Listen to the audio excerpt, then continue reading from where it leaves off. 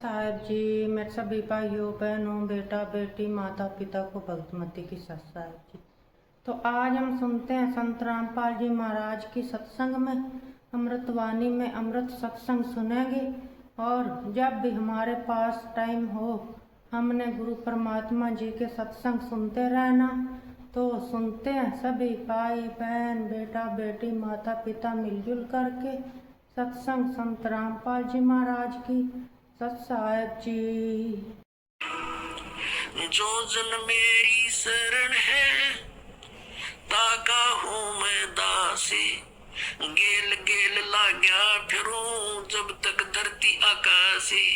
जो बच्चा गऊ की नजर में यूं साई को संत, भक्तों के पीछे फिरे यूं भक्त वत्सल भगवंत। परम पूज्य कबीर परमेश्वर ये भक्त वत्सल भगवान है।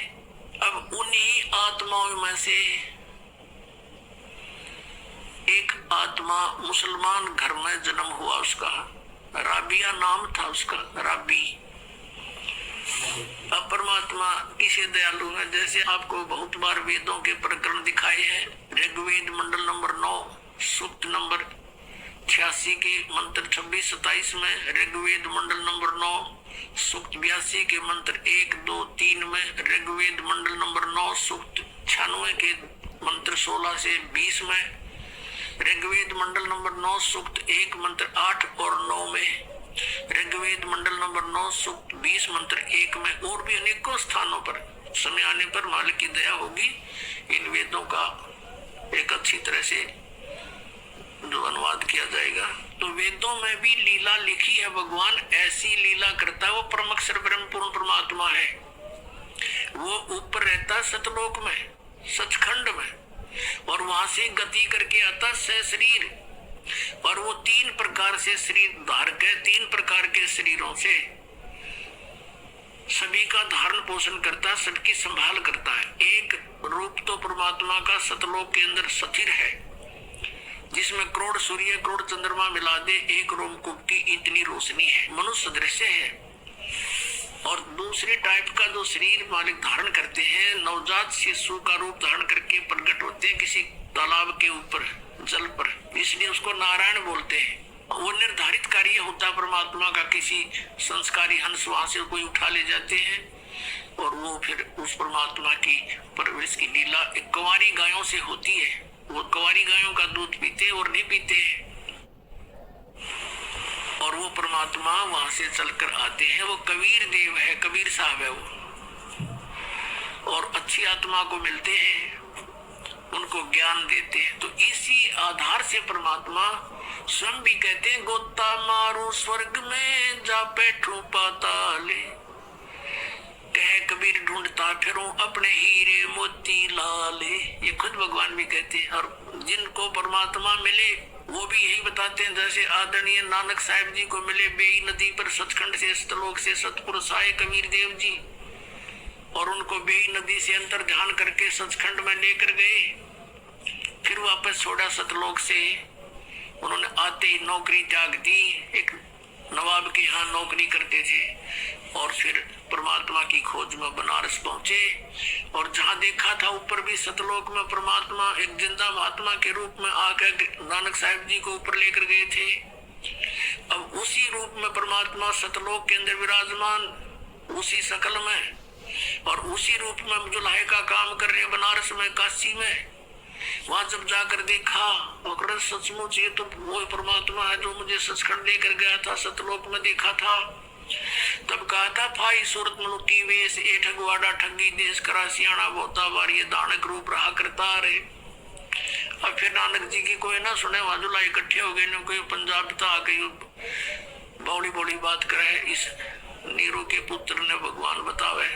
अब कहने का भाव ये है कि जो लीला वेदों में लिखी है कि वो परमात्मा सतलोक से चलकर आता है और यहाँ पृथ्वी पर प्रकट होता है, अच्छी आत्माओं को जा जाकर मिलता है।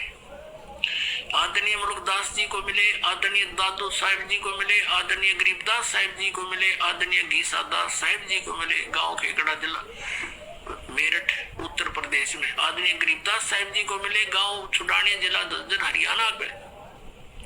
और गरीबदास कबीरदास जी ने कहा था कि सर्व कला सतगुरु साहिब की हरियाए हरियाणे नू, तुम कहते हो भगवान हमने पाया को नहीं निराकार है, मैं कह रहा हूँ हरियाए हरियाणे नू। गिरदास जी कहते हैं मैं कह रहा हूँ हरियाए हरियाणे नू। परमात्मा यहाँ आए थे हमारे पास जब तक हरियाणा बना भी नहीं था, ज्वाइंट पंजाब था, और शब्द बोले गए हरियाए हरियाणे नू। परमात्मा के वचन से ये अलग क्षेत्र हरियाणा बन गया, नहीं तो आज हम इस वाणी को कैसे स्पष्ट करते कि हरियाए हरियाणे नू। तो ये हरियाणा क्षेत्र बना दिया मालिक ने, बनवाना ही था। ये कहते साध वचन पलटे नीचे पलट जा ब्रह्मांड। अब जो प्रश्न चल रहा है वहीं आते, इसी आधार से परमात्मा उस लड़की को मिले राबिया को जाकर के। 12-13 वर्ष की लड़की थी, खेतों से चारा लेकर आ रही थी। परमात्मा वहां एक कुएं पर बैठ गए, लड़की भी बैठ गई, क्योंकि पिछली आत्मा जो होती है, कहते साधु दर्शन राम का और मुख पे बसे सुहाग, दर्श उन्हीं को होते जिनके पूर्ण भाग। कबीरा साधु दर्शन का साहिब आवे याद, वो है समय लेखे में बाकी का समय बर्बाद। अब आत्मा साधु संत को देखकर बड़ी खुश होती है कि भगवान इन संतों के रूप में ही आता है। वो लड़की बैठ गई, परमात्मा की तरफ देखकर एकदम आसक्त ऐसी होगी, खिंचाव सा बना के तो महात्मा है कोई। तो उससे प्रश्न किया कि आप कौन हो, कहाँ से आए हो?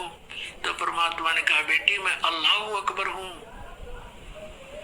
अब लड़की ने सोचा अल्लाह अकबर है, आप सचमुच? हाँ मैं बेटी मैं खुद खुदा हूँ। तो कहने लगे आप यहाँ किस लिए आए हो? कि मैं आपके लिए आया हूँ बेटी, आप साधना गलत कर रहे हो, आप सच साधना कीजिए। आप जो मुसलमान धर्म के अंदर साधनाएं करते हो ये साधनाएं पाप की है, मांस खाते हो, तुम ईद बकरीद मनाते हो, ये साधनाएं अच्छी नहीं है तुम्हारी। वो कहने जी हम नमाज करते हैं। नमाज तो अच्छी बात है, वो तो प्रार्थना है प्रभु की, लेकिन करती किसकी हो?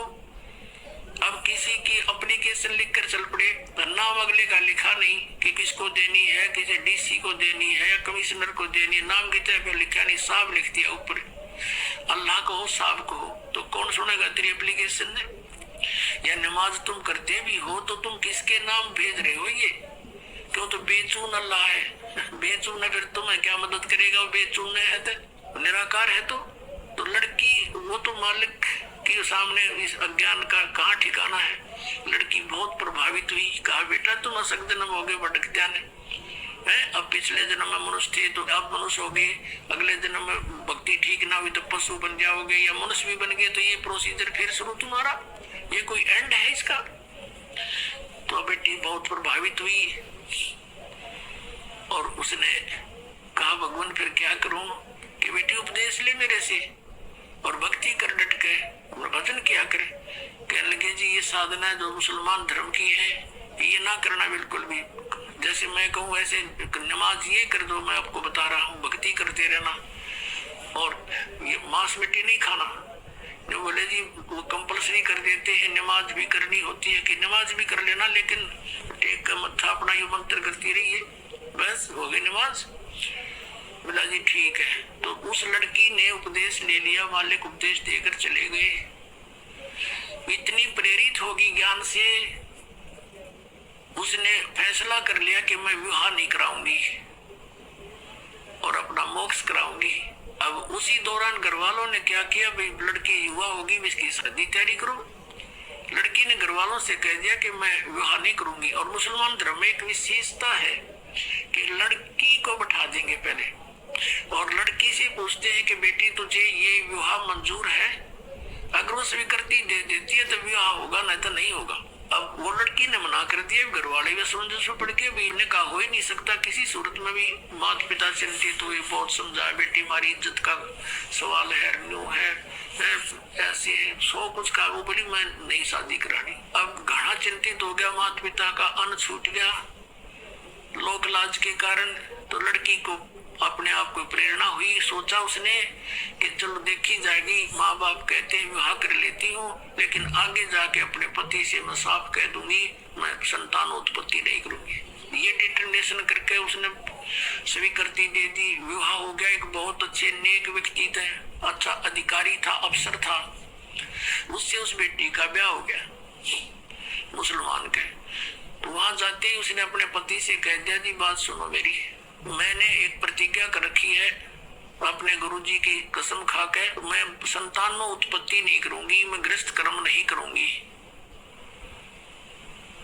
और यदि आप मेरे साथ जबरदस्ती करोगे तो मैं आत्महत्या कर लूंगी। ये मेरा फाइनल फैसला है। तब वो सोच गया भी ये बात क्या बनी। कहने लगा बात बता, फिर आपने निकाह स्वीकार क्यों किया था, मना कर देते, कोई आप पर प्रेशर थोड़ा ही था। उसने बता दिया कि ऐसे ऐसे मेरे माता पिता लोक लाज के कारण बहुत परेशान हो गए थे और मैंने इसलिए निकाह मंजूर कर लिया कि ये तो शांत रहे, आगे मैं आपसे अर्ज कर लूंगी। ये सोच कर आई थी, आपकी मर्जी, मेरी अर्जी मंजूर करो या ना करो। तो बुद्धिमान समझदार दयालु व्यक्ति था वो मुसलमान। उसने एक सोचा भाई मैं क्यों इसके वादा करूं भगवान के। पहले डरने वाले होते थे परमात्मा से कि भी क्यों मैं इसकी टांग अड़ाऊं, इसकी भक्ति तो इसकी इतनी रुचि है। कहा ठीक है राबिया, जैसे आपके माता पिता को लोक लाज से डर था तो हमारा भी यहाँ समाज है। आप रहोगी मेरी पत्नी के रूप में संसार की दृष्टि में और मेरे लिए होगी मेरी बहन के तुल्य। तेरे अलग से मकान बना दूंगा, उसमें अपनी भक्ति करना, लेकिन घर से बाहर नहीं जाने दूंगा। हमारी भी इज्जत है, कदे तू कह मैं वहां जाऊंगी फलान करूंगी, कहीं और नहीं जाने दूंगा किसी संत भक्त के पास, जो आपकी आज्ञा।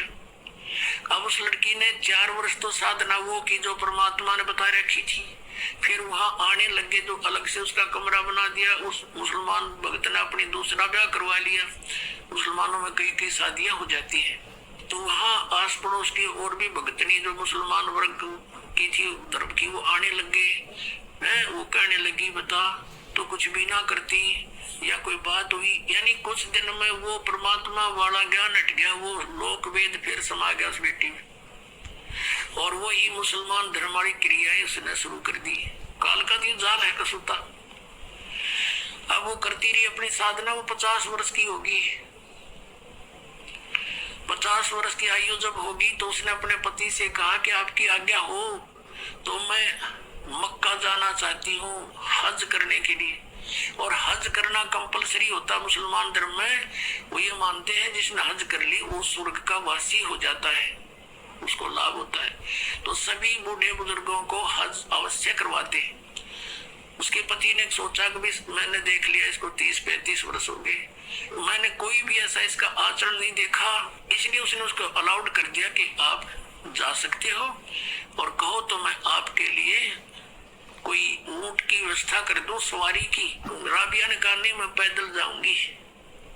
जैसा हमारी सोच है कि पैदल जाने तक घना लाभ होगा। अब वो चल पड़ी, क्योंकि काफी व्यक्ति जाते थे, पैदल जाते थे, लारा लग जाता था, लाइन लग जाती थी, तो वो लड़की भी चल पड़ी। अब वो जा रही थी, चलते चलते रास्ते में रेगिस्तान में एक कुआं था। कुएं के पास एक कुतिया प्यासी थी, बहुत प्यासी थी। उसके छोटे छोटे नवजात बच्चे थे, दूर एक साइड में रखे हुए थे, बैठे थे, आंखें भी नहीं खुली थी उनकी, और वो बहुत प्यासी थी। और कभी तो राबिया के चरणों की तरफ आ रही है, फिर भागकर कुएं में झांक रही है। अब राबिया उसकी भाषा समझ गई कि इसको प्यास लगी है। कुएं पर देखा तो वहां कोई बाल्टी नहीं, कोई रस्सा नहीं, आसपास कोई गांव नहीं, कोई और व्यक्ति आसपास नजर नहीं आ रहा जहां से कोई साधन मांग लाऊं। अब उस लड़की ने आव देखा ना ताव देखा, अपने बाल पाड़े, लंबे लंबे बाल थे, वो बाल पाड़े नो एक एक बाल फटाफट सारे बाल पाड़ के और एक रस्सी बनाई। ये है मुसलमान, ये मांस खावर ऊट मस्तार है, ये मुसलमान नहीं है। वह लड़की थी मुसलमान। कहते दया बिना दरवेश कसाई, जिसके दया नहीं वो भगत किसा। लंबी लंबी इतनी लंबी रस्सी बांटी अपने बाड़ा थे, बहुत नीचे जल होते थे, और अपने वस्त्र निकाल कर, पहले मोटे मोटे खद्दर के कपड़े होते थे, वो कपड़े निकाल कर उसका बांध के और पानी में भिगोए। एक मटका पड़ा था टूटा हुआ घड़ा, आधा हिस्सा, उसको निचोड़ा और उसमें डाल दे, कुतिया टूट कर पड़ गई, साथ के साथ पी जावे। तो कुतिया को पानी से छकाया और अपना जो लो लुहान होगी थी वो कपड़े ऐसे अपने कपड़ों से पहुंच के उनको धो धा के सूखा झाड़ ढूंढ के से और पहन लिए। और पहन के चलने की तैयारी की थी मक्का में। कहते वो मक्का वाली बिल्डिंग एज इट इज उठ गए और वहां आ खड़ी हुई उस कुएं के साथ में, जैसे प्लेटफार्म पर रेलगाड़ी लग जाती है। उसने देखा मक्का पहुंच गई। मैं सपना सा हो गया, एकदम दौड़ के उसमें चढ़ी। चलते ही वो वहां से उठा और उसमें सारे यात्री उसके बाद जितने जा रहे थे माथा मुथा टेके थे वो सारे उसके अंदर। और वहां मक्का है नहीं स्थान पर, वो सारे देखे कित गया वो हमारा मक्का। तो फिर कुछ देर के बाद वो विमान की तरफ वापस जाके वहीं स्थापित हो गया। अब इस कारण से पूरे मुसलमान धर्म में उस क्षेत्र में ये हो गया, वह भक्ति होता राबिया कैसी, भक्ति होता राबिया जैसी। मक्का भी वहां बुला लिया राबिया ने, पक्का उसके लिए वहां पहुंच गया। अपने आत्मा ये समझना कि जैसे दास आपको बता रहा था कि पहले जो भी हमें सुख होता था या कोई घर में ऐसी अच्छी घटना होती थी तो हम ये सोचा करते थे जो साधनाएं हम कर रहे हैं इसी से हुआ हमारा। और ये थे पिछले पुण्य, उन पुण्यों से उसके अंदर दया हुई, दया से उसमें इतनी हिम्मत आई कि बाल पाड़ दो, पाड़ के दिखाओ 4 बाल, आप पता लग जा। तो पिछले संस्कार से इतना प्रबल किया करे करा वैसा यहाँ मन में लहर उठा, दादू से दरजीव के आप बगल हो जा।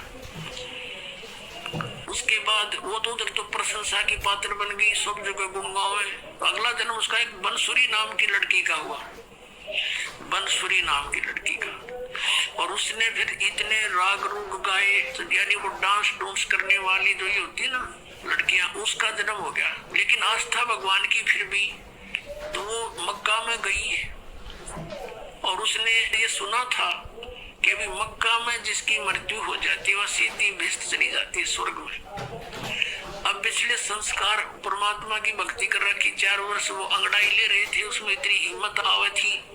उस लड़की ने क्या किया कि मक्का में अपनी गर्दन काट दी। अब मोक्ष तो चाहिए, 50-55 साल की उम्र होगी थी कि मोक्ष चाहिए हमें। और मक्का में कहते मर जाता, वहां का लोक वेद दंत कथा है कि मक्के में जो मर जाता सीधा भ्रष्ट जाता है। तो उसने वही गर्दन काट दी और सब ने हो गया भाई, बनसुरी तो गई स्वर्ग में, बनसुरी सीधी गई स्वर्ग में, क्योंकि मक्का में उसने अपनी कुर्बानी दे दी। तो मुसलमान इसको कहते हैं जो अपनी कुर्बानी दे, बकरा के बल काट वह कुर्बानी है। वो तो कुर्बानी ले रहे हो तुम तो खून पी रहे हो दूसरों का। ऐसे ही हिंदू लोग करते हैं, बकरे चढ़ाते हैं माता के, माता वो बकरी खावेगी, काजू खाओगी, किशमिश खाओगी तो जलेबी खावेगी। इस गंद ने कौन खावे, आप पे खा बना और आप पे खाओ और माता के सिर लावे। अब उसके बाद उसका जन्म हुआ एक शेख तकी नाम का मुसलमान पीर था, राजा सिकंदर लोधी का, दिल्ली का बादशाह एक सिकंदर लोधी राजा हुआ है। वो बहलोल लोधी का पुत्र था, बहलोल लोधी नाम का एक राजा हुआ है, वो भी दिल्ली का बादशाह था। तो सिकंदर लोधी का वो धार्मिक गुरु था। सिकंदर लोधी को बहुत भयंकर रोग हो गया था जलन का, कहीं पर भी जंतर से मंत्र से किसी ट्रीटमेंट से उसको कोई राहत नहीं मिली थी। तो परमात्मा कबीर जी के आशीर्वाद मात्र से सिकंदर लोधी स्वस्थ हो गया था। और उसके बाद वो परमेश्वर कबीर देव जी की बहुत इज्जत करता था, उनको बहुत आदर देता था। जो धार्मिक उसका गुरु था मुसलमान शेख तकी, वो कबीर जी से ईर्षा करने लग गया कि तेरी रोजी रोटी जाएगी। राजा का ज्यादा इसमें प्रेम बढ़ गया। वजीर और फकीर आपस में ईर्षा करे बिना रहा ना करे, तो बहुत ज्यादा ईर्षा करने लग गया। उसने सोची कबीर जी को नीचा दिखाऊं, अब किसी ने कबीर जी को ऐसा राजा की दृष्टि से गिरा दूं इसको। ऐसे अवसर की खोज करने लगा। एक दिन राजा सिकंदर लोधी कबीर परमेश्वर जी को साथ लेकर काशी से लौट रहे थे, बनारस से दिल्ली आ रहे थे। शेख तकी भी साथ था। एक दरिया पर पड़ाव डाला रात्रि बिताने के लिए। तो उधर से शेख तकी ने अपना बेरुखी दिखाई राजा के प्रति। राजा ने कारण पूछा तो उसने बताया कि तूने तो अब मुसलमान के छोड़कर हिंदू गुरु बना लिया, सारे मुसलमानों को कह दूंगा राजा मुसलमान नहीं अब हिंदू हो गया है, ये काफिर हो गया है। राजा को पता था कि इसने एक बार मुसलमानों को कह दिया सब मेरे से विमुख हो जाएंगे, मेरा राज्य जाएगा, सब इसकी मुट्ठी में है, तभी उसको साथ रखता था। सिकंदर लोधी शेख तकी को इसलिए साथ रखता था कि कम से कम इसका मुंह चुप रहे, ये ठीक रहा रहे और सब समाज मेरे साथ रहे मुसलमान। राजा को बड़ी चिंता हुई, परमेश्वर साथ थे अलग टेंट में। राजा से पूछा कि क्या कारण है, टेंशन किस बात की। सिकंदर लोधी ने सब कारण बता दिया। सिकंदर लोधी ने कहा कि इस प्रकार ईर्षा किए हुए है। कबीर जी बोले मैं वापस चला जाता हूँ। अग नहीं, आप नहीं जा सकते, कुछ भी हो। फिर सिकंदर लोधी ने फिर कारण पूछा कि आप कैसे प्रसन्न हो गए शेख तकी, कि मैं तब प्रसन्न होऊंगा तू जिसको भगवान कहता है, अल्लाह कहता है कबीर को, मेरे सामने कोई मुर्दा जीवित कर दे। क्योंकि सिकंदर लोधी ने स्वामी रामानंद जी जो कबीर परमेश्वर जी के गुरुजी थे, उन्होंने कोई ऐसा अपशब्द कह दिया था मुसलमानों के बारे में सिकंदर लोधी को रामानंद जी ने, तो सिकंदर लोधी ने रामानंद जी की गर्दन काट दी थी। और वैसे लोगों की दृष्टि में, संसार की दृष्टि में तो कबीर जी के गुरुजी थे रामानंद, लेकिन रामानंद मानते थे कबीर जी को गुरुजी अपने हृदय से, लेकिन एक मर्यादा बनाए रखने के लिए वो गुरुजी बने हुए थे। तो सिकंदर लोधी ने जब गर्दन काट दी तो कबीर परमेश्वर जी ने स्वामी रामानंद जी को तुरंत जीवित कर दिया था, वही सिकंदर लोधी के सामने। एक तो वो देखा अपनी आंखों के सामने भगवान की लीला, और फिर अपना जलन का रोग उसका ठीक हो गया। इस कारण से वो इतना प्रभावित हो गया था। और शेख तकी को भी उसने आकर ये बताया था, हे पीर जी ये तो अल्लाह का रूप आए हुए, मेरा दर्द ठीक हो गया, सारा रोग नाश हो गया। और ऐसे ऐसे इस रामानंद जी स्वामी ने हमारे मुसलमान धर्म के बारे में कुछ गलत बोला था और मैंने इसकी गर्दन काट दी, मेरे सामने जीवित कर दी। ये तो अल्लाह का स्वरूप है, ये तो खुद मालिक आए हैं। इस चीज तो चढ़ गया, इतना ईर्षा करने लग गया। तो उस दिन कहता है कि मैं जब जानू मेरे सामने कोई मुर्दा जिंदा करे ये कबीर, नहीं तो मैं सब मुसलमानों को कह दूंगा कि राजा काफिर हो गया। सिकंदर लोधी ने कारण बताया कि शेख तकी ये कहता है गुरुदेव कि मेरे सामने कबीर जी कोई मुर्दा जिंदा करे और नहीं तो सचमुच ये आग लगा देगा। मुझे ये चिंता का विषय बन गया। तब कबीर जी ने कहा कि कह दो इसको, कोई मुर्दा ले आओगा, ला देखते हैं, बड़ी बात है। अब शेख तकी से कहा सिकंदर ने, और वो कह रहे हैं कि लाओ कोई मुर्दा उठा के। कहने लगे मैं कहां से लाऊं, ऐसे कोई मुर्दा होगा तो देखेंगे। इतने में मालिक ने कहते हैं कि परमात्मा से अपने भगत का दुख इतना भी नहीं देखा जाता, एक सेकंड भी। कुछ ही मिनटों के बाद क्या देखते हैं कि एक लड़का मरा हुआ, मृत्यु के पश्चात जल प्रवाह कर दिया गया था। अंतिम संस्कार कुछ कबीले ऐसे हैं वो सवाह नहीं करते, ना जमीन में गाड़ते, वो जल प्रवाह कर देते हैं। वो लड़का अपना समय पूरा करके जल प्रवाह कर दिया था, मृत्यु हो गई थी, वो बहता हुआ आ रहा था। किसी ने बता दिया कि वो आ गया मुर्दा, वो आ गया मुर्दा। उसी समय सब इकट्ठे हो गए तो परमात्मा ने कहा कबीर जी ने कि शेख तकी अब तू ट्राई करने के बाद में नंबर बनावे। कहता मैं भी कबीर क्या ज्यादा जानता है। तो शेख तकी लगा ठू ठा करने, उसने सोचा मैं कर दूं तो मेरा नंबर बन गया। वो दूर चला गया मुर्दा, जल में बहता हुआ दरिया में काफी दूर चला गया, कम से कम 500-600 फुट आगे को, 3-4 एकड़। तब सिकंदर को कहता शेख तकी कि ये नूचाव था कबीर कि किसी प्रकार ये मुर्दा आगे को चला जाए, इसलिए मुझे लगा दिया इसमें। ये कोई मुर्दा जीवित हो सकता है कभी? वो तो कयामत आवेगी जब होंगे। कबीर जी खड़े हुए और मुर्दा जैसे आगे बहकर चला गया था, वो सब बहुत दूर चला गया था, वहां से ऐसे हाथ किया, वो मुर्दा वो सब वापस चल पड़ा। अब स्ट्रीम में जैसे जिधर से पानी बहकर जा रहा था वापस आ गया वो परमात्मा के पास।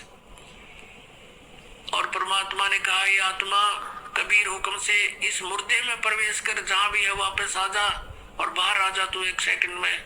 उसी समय लड़का जीवित हुआ और कबीर जी के चरणों में आकर प्रणाम किया। बोलो सतगुरुदेव की जय। अब शेख तकी कहते दूने जो कहते हैं ना तेल पर छींटे लगे, उसके और ज्यादा ईर्षा बढ़ गई कि इसने जुल्म कर दिया, ये तो और ज्यादा हृदय में समा गया। अब उस लड़के के बारे में कहा उपस्थित लोगों ने कि कमाल कर दिया, कमाल कर दिया, लड़के का नाम कमाल रख दिया। अब वहां से दिल्ली आ गए। अब शेख तकी ने सभी मुसलमानों को इकट्ठा किया कि भी राजा तो धर्म प्रवर्तित करने वाला है, ऐसे ऐसे काफिर को हिंदू को साथ रखता है, और कुछ करो भैया। ये मुसलमान कहने लगे, बोलो पीर जी तुम जो कहोगे हम वही करेंगे, कि चलो राजा के पास।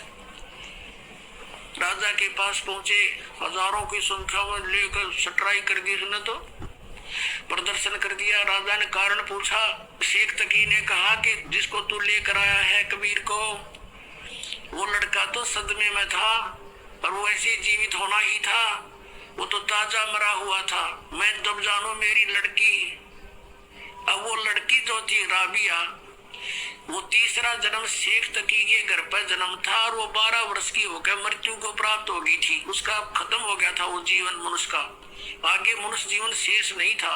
तो शेख तकी ने अपनी मुसलमान रीति से लड़की का अंत्येष्टि कर रखी थी, कब्र में दबा रखी थी। तो सिकंदर लोदीन से कहा शेख तकी ने कि मैं जब जानू मेरी बेटी ने जीवित कर दे, यू कबीर इज गॉड, मैं मान लूंगा इसको, और नहीं तो हम बगावत करेंगे। और फिर टेंशन बढ़ा दी। परमात्मा अंतर्यामी थे, वो तो सारी फड़क निकालने के लिए तो गए हुए थे। कबीर जी ने पूछा परमेश्वर ने सिकंदर जी से कि क्या हो गया राजन, कुछ मायूस नजर आ रहे हो। राजा ने सारी अपनी समस्या बताई। अब कहते हैं अपने भगत का दुख भगवान देख नहीं सकता। कहने लगा भाई ठीक है, इसको कह दो शेख तकी को आज से तीसरे दिन वो लड़की जीवित करूंगा, और आसपास डंडोरा पिटवा दो, प्रचार करवा दे राजा तू, ताकि कदे 10-20 घर में ना मानना, यो सारा संसार देख ले। आसपास के मुनादी करा दी गई कि मुर्दा जीवित किया जाएगा। कबीर नाम के संतारे हैं, बड़े महापुरुष पहुंचे हुए हैं। सिकंदर लोदी के जलन का रोग भी उन्होंने ठीक किया, क्योंकि राजा का रोग था, सबको चिंता थी, और वो स्वस्थ हुआ तो सबके खुशी, सब चर्चा का विषय हुए थे कि वही संत आए या वही आए जिन्होंने सिकंदर लोदी का रोग नाश किया। कहा वही आए। हजारों की संख्या में व्यक्ति वहां इकट्ठे हो गए। उस निश्चित समय पर कब्र को फुड़वा दिया गया। राजा उपस्थित है, सब मुसलमान भी, हिंदू भी, पता नहीं कितने को इकट्ठे हो गए, और लड़की का शव कब्र के अंदर है। तब परमेश्वर ने कहा कि शेख तकी अब तू कर ले कोशिश, कदे फिर नंबर बनावे। तो और उपस्थित जन कहने लगे, जी जय शेख तकी के पास कोई जंतर मंत्र होता, अपनी बेटी ने कौन मरण दे, ये तो पहले ही कर लेता, आप ही करो कुछ। अब परमात्मा ने कहा कबीर जी ने कि हे शेख तकी की बेटी जीवित हो जा, वह जीवित ना हुई। दूसरी बार फिर कहा कि हे शेख तकी की बेटी जीवित हो जा, नहीं जीवित हुई। तो शेख तकी ने पकड़ा पा दिया, ना चाहे बुद्ध देखो पकड़ा गया, डोंगी का ढोंग देखो देखो, कुछ नहीं हो सकता इससे। तीसरी बार परमात्मा ने फिर कहा, वह नहीं जीवित हुई।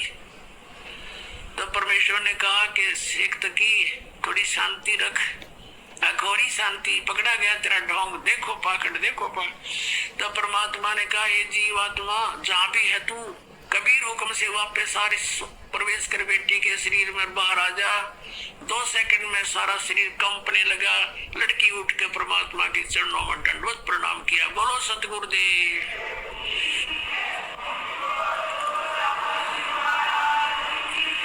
तब सभी ने कहा कि महाराज ने कमाल कर दिया, कमाल कर दिया। लड़की का नाम कमाली रखा और अपनी बेटी के रूप में रखा। ऐसे ही कमाल लड़का जो जिंदा किया था 12 वर्ष का, सभी ने कहा कमाल कर दिया, कमाल कर दिया। तो परमेश्वर ने उसका नाम कमाल रखा, अपने पुत्र के रूप में अपने पास रखा, भक्ति दी। अब वो लड़की जब जीवित हुई, परमेश्वर ने कहा बेटी जा तेरे पिता के साथ में रुद्र से उसको पिछले अपने जन्मों की चेतना दे दी परमात्मा ने, अपने आशीर्वाद से उसकी दिव्य दृष्टि खोल दी। अब उस लड़की को अपनी पिछली बैकग्राउंड याद आई। खड़ा होकर 2 घंटे तक 1.5 घंटे तक प्रवचन किए उस लड़की ने कि हे जनता वालों, ये भगवान खड़े हैं, ये अल्लाहू अकबर है। मैंने 4 जन्म पहले, तीसरा जन्म जो मेरा था उसमें मैंने इनसे नाम लिया था और मैंने 4 वर्ष भक्ति करके छोड़ दी थी। उस 4 वर्ष की मेरी भक्ति के कारण मुझे लगातार तीसरा मनुष्य जीवन तो प्राप्त हो गया, लेकिन ये मेरा इतना ही जीवन था। 12 वर्ष तक आगे मेरा शेष जीवन मनुष्य का नहीं था, मैं पशु योनि में जाती और मैंने महान गलती की थी। अब मैंने भगवान अल्लाह को पहचान लिया है, मेरा असली पिता मुझे मिल गया, मैं नकली के साथ नहीं जाऊंगी। अब शेख तकी ने करा था लोग भगवान को नीचा दिखाऊंगा, वहां कोई हजारों व्यक्तियों ने परमात्मा से उपदेश लिया, उनके शिष्य बने। बोलो सतगुरुदेव। कहते सतगुरु संगत छोड़ के, सतगुरु संगत छोड़ के चाहे लाख वर्ष जब कीन, इंद्री कर्म ना मोक्ष हुआ फिर काल के अधीन।